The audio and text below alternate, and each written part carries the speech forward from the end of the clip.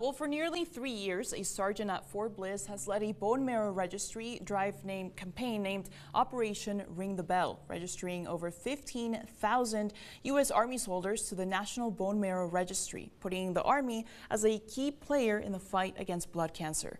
KTSM 9 News reporter Jesus Baltasar captured one of his bone marrow drives in Fort Bliss earlier this week. It's a story you will only see on 9. Jesus. Oriana, when Sergeant Sutton first launched his campaign efforts, he says Fort Bliss had not held a bone marrow registry drive in over a decade, and says the U.S. Army would only register between 800 to 1,000 soldiers to the National Registry per year. With his campaign now multiplying that number by thousands, he hopes to make these drives routine in the Army. Take a listen. If you register to give me spit today, you will probably never be in the hospital bed watching Grey's Anatomy. It's a 1 in 430 chance you will ever be asked to donate again. Sutton's campaign partners with the U.S. Department of Defense Salute to Life bone marrow donation program. He sets up registry drives throughout different battalions across Fort Bliss during their routine motor pull formations.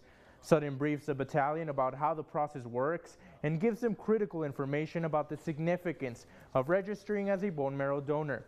After that, it is up to the soldiers whether they want to grab a kit, take a sample of their spit with a cheek swab, and fill out a brief paperwork and become a registered donor. A simple action that Sutton says dramatically improves the chances of saving a cancer patient's life. And as of right now, we are really close to the Army becoming the largest single source of bone marrow donors in the United States.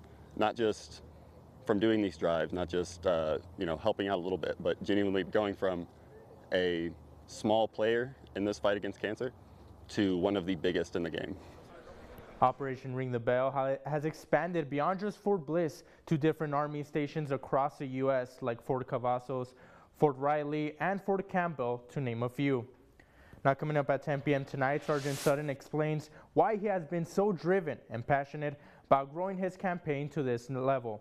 Now, to learn more about his campaign and this story, you can head on over to our website, ktsm.com. Reporting from the studio, Jesus Baltasar, KTSM 9 News.